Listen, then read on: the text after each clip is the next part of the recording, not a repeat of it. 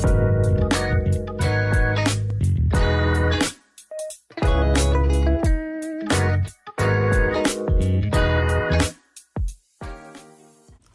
and welcome to my podcast. I'm your host, Ilana Moody, and today I'm going to be talking about the case of Maria Teresa and Maria de Jesus, who happen to be conjoined twins.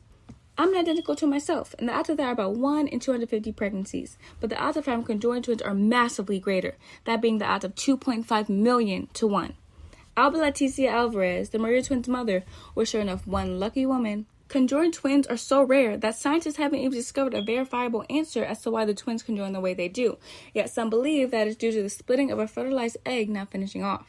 The Maria twins were conjoined at the head, where their faces were turned outwards away from their joined crown. Their brains were merged by blood vessels, skin, and bone, so we can assume that when the egg was splitting, it stopped right in the middle of their heads. And with that, the girls shared a circulatory system where blood vessels traveled through their skulls, which helped the blood pump from one body to the other. Since the girls were physically attached, they weren't capable of doing normal human activities like walking and would have to roll from one place to another. When they bathed, doctors used specific acrobatics to make sure one of the sisters didn't drown, and even when eating they did similar movements to ensure the girls digested their food safely. Due to all of this tricky nursing, the twins had to stay hospitalized for almost a year, which allowed them to get the professional attention they needed.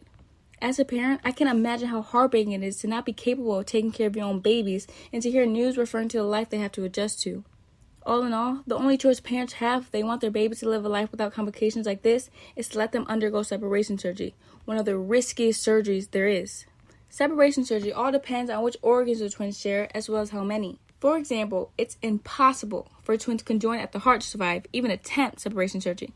Yet for the Maria twins, there's a higher chance of survival knowing they're connected at the head. There's only a 60% chance of surgically separated cases surviving, so getting through this operation was scary for both the surgeons and the family. Now that you understand the background of the Maria twins and some additional facts about conjoined twins, let's talk specifically about the groundbreaking surgery of the two that was delivered at the Mayo Children's Hospital at UCLA. The separation surgery consisted of a 50-member surgical team that was split into a group of 2 to work on each twin, 25 on one twin and 25 on the other. 3 stages need to be completed during the entire process. The first step was to create enough skin to cover the exposed skull on the girl's head at the end of the surgery. To make this happen, surgeons implanted a fluid expander 1 month prior to the surgery, which pumped salt water underneath the skin, expanding the dermis layer.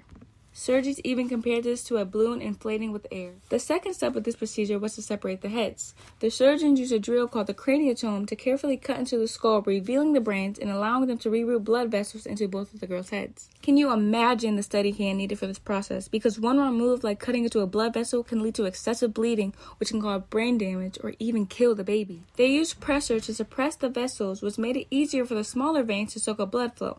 They did this so that after the surgery was done, the twins could rely on their own bodies to pump enough blood. The last step of the surgery was to stitch the open wound on the top of the girl's head with a material called synthetic dura mater tissue. This tissue was used as a replacement for the protective membrane the girls were born without, since they were joined at the head. The synthetic dura mater tissue acted as a protective cushion for their skulls over the next 6 years, and when all is said is done, the girls can get a permanent bone cover that the surgeons will take from their growing skulls. After a lengthy operation, doctors were happy to call the surgery a success, but unfortunately, Maria Teresa was almost put at risk for paralysis because one of her rerouted veins had a blood leak, causing blood to overflow underneath her synthetic dura mater. She was rushed back into the operating room where surgeons did a 4-hour procedure on her, cutting her skull open to drain the poured blood.